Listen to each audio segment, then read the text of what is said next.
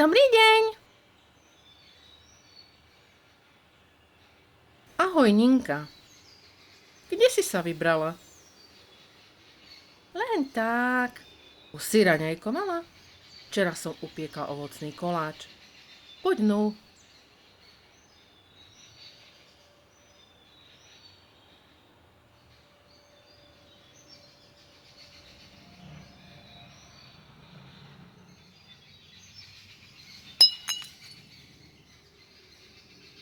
Ďakujem.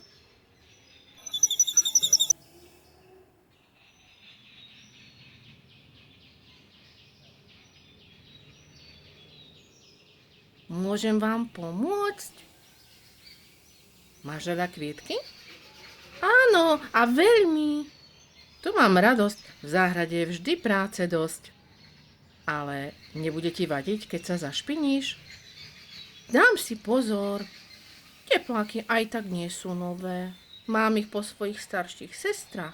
Mne sa nikdy nekúpia nové. Veľmi by som jej chcela pomôcť. Ale ako, aby sa neurazila, či necítila zle? Ale no, určite ti niečo pripravia na narodení. Keď si dobre spomínam, tak si ich mala mať o mesiac však. Áno, o mesiac. Ale darček nebude.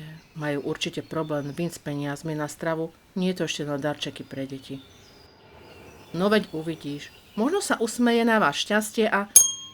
Počuj, Ninka, ak máš rada kvety, mohla by si mi chodiť pomáhať do záhradky. V skleníku mám rôznofarebné ruže. Zvyknem ich viazať do kytíc a predávať na trhu na rohu našej ulice. Za tvoju pomoc ťa potom odmením. Áno, to viem. Budeš mi teda pomáhať? Áno, veľmi rada.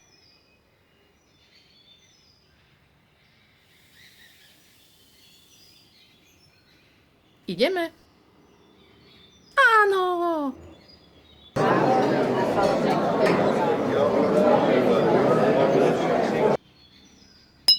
Peniaze dáme do tejto pokladničky.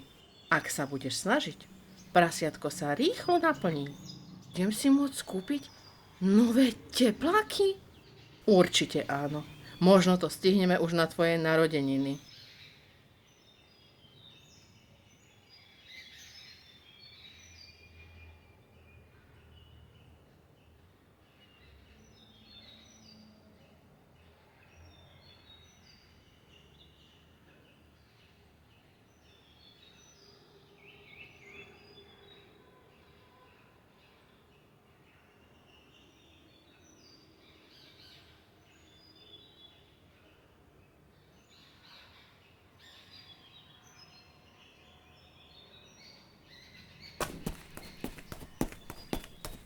Stalo sa niečo, teta Emília?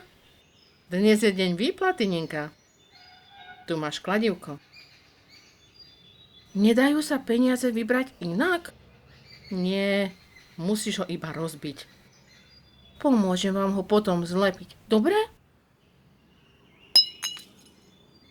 Výborne, budeme mať aj šťastie, veď štrepy prinášajú šťastie. Júj, toľko peňazí. Všetko si zarobila sama. Ďakujem ti veľmi pekne za pomoc. Nemáte za čo. Mne sa práca v záhradke páči. Najmä vaše kvety. To ma potom teší ešte viac. Zober si peniaze a chod domov. Mamka! Mamka! Čo sa deje? Pozri, čo som si zarobila u tety Emílie.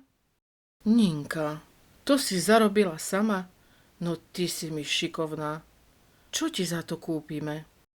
Môžeme tepláky alebo nohavice? Určite.